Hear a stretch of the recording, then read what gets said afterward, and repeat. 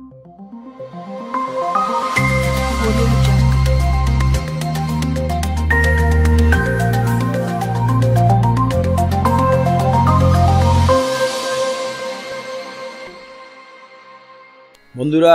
Spiritual bulletin চ্যানেলে আপনাদেরকে স্বাগতম। আগামীকাল মহা দোলযাত্রা বা হোলি। ভারতবর্ষে নানা ভাষা, নানা মত, নানা পরিধান, তবুও বিবিধের মাঝে দোলের মাহাত্ম্য কিন্তু মিলনে। দোল বা হোলি নামের মাহাত্ম্যের সাথে আবার অঙ্গাঙ্গিভাবে জড়িয়ে গিয়েছে এক যুগাবতারের নাম। তিনি আমাদের সকলের প্রিয়, সকলের আরাধ্য নন্দদুলাল শ্রীকৃষ্ণ। শ্রীকৃষ্ণের হাত ধরেই ভারতভূমিতে হোলির সূত্রপাত বলে মেনে নিয়েছে বিভিন্ন লোকগাথা। শ্রীকৃষ্ণকে কেন্দ্র করেই হোলির সূত্রপাত একথা মানলেও মহাকাব্য থেকে লোকগাথায় দোল শুরুর কারণে বৈচিত্র্যের অভাব নেই। কত যে কাহিনী মহাকাব্য থেকে লোকমুখে ঘোরে, তা শুনলে অবাক হয়ে যেতে হয়। কথিত আছে, বসন্তের প্রথম পূর্ণিমায় কেশী নামে এক অত্যাচারী অসুরকে বধ করেছিলেন শ্রীকৃষ্ণ। বসন্ত পূর্ণিমায় আসরিক শক্তির বিনাশের আনন্দে শ্রীকৃষ্ণ স্বয়ং দানবের রক্ত ছিটিয়ে উল্লাসে মেতে উঠেছিলেন। সেই আনন্দে সামিল হয়েছিলেন ব্রজবাসীরাও।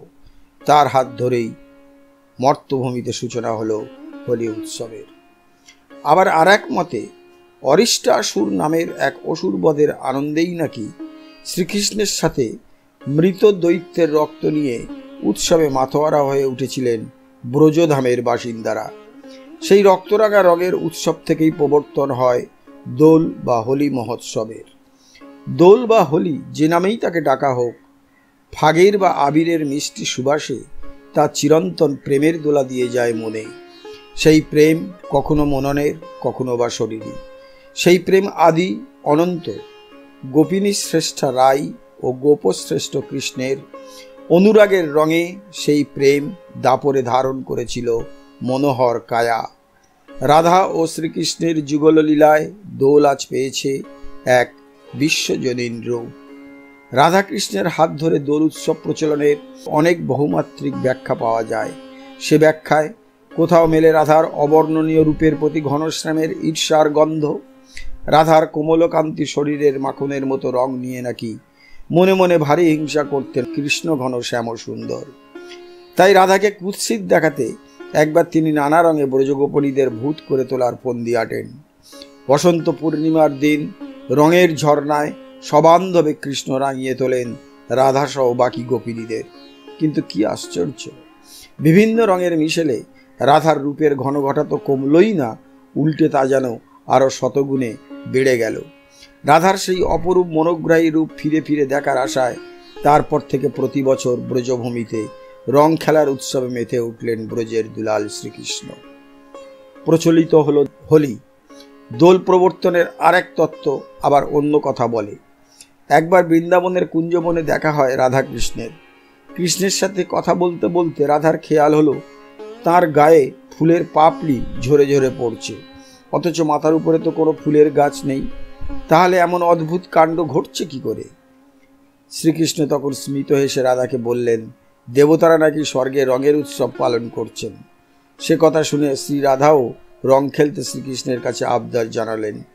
রাধার আবদার মেটাতে ফাল্গুনী পূর্ণিমার দিনেই আয়োজন করা হলো দোলের। সেখান থেকে মহাসমারোহে দোল পালিত হতে লাগলো ব্রজের মাটিতে। আবার ব্রজভূমিতে এমন গল্পও শোনা যায় যে রাধিকার গায়ের রং ছিল ফর্সা, অথচ শ্রীকৃষ্ণের গায়ের রং ঘোর কৃষ্ণবর্ণ। এতে প্রবল আপত্তি ছিল কৃষ্ণের। ছোট থেকেই এ নিয়ে তিনি মা যশোদার কাছে গিয়ে মনের ক্ষোভ খুলে বলেই ফেললেন কিশোর কৃষ্ণ যে রাধা কেন এত ফর্সা। যশোদা ছেলের সেই ক্ষোভের কথা শুনে হেসে একটা উপায় বার করে দিলেন। শ্রীকৃষ্ণকে বললেন, বেশ, এক কাজ কর, তুই বরং রাধার গায়ের রং যেমন হলে খুশি হবি সেই রং রাধার গায়ে দিয়ে দে। কৃষ্ণের খুব পছন্দ হলো মায়ের বলা উপায়টি। খুশি হয়ে তখনই গিয়ে রাধাকে রঙে রঙে ভরিয়ে তুললেন কৃষ্ণ, ঠিক নিজের মতো করে। আর সেই থেকেই শুরু হলো রঙের উৎসব হোলি। বন্ধুরা, আশা করি ভিডিওটি আপনাদের খুব ভালো লেগেছে। প্রতিদিনের মতো লাইক, শেয়ার, কমেন্টস করতে ভুলবেন না। সাবস্ক্রাইব তো অবশ্যই করবেন। আর পরবর্তী ভিডিওতে আমরা ছাড়তে চলেছি এই দোল বা হোলিকে নিয়ে একটি অসাধারণ তাৎপর্যপূর্ণ মন্ত্র।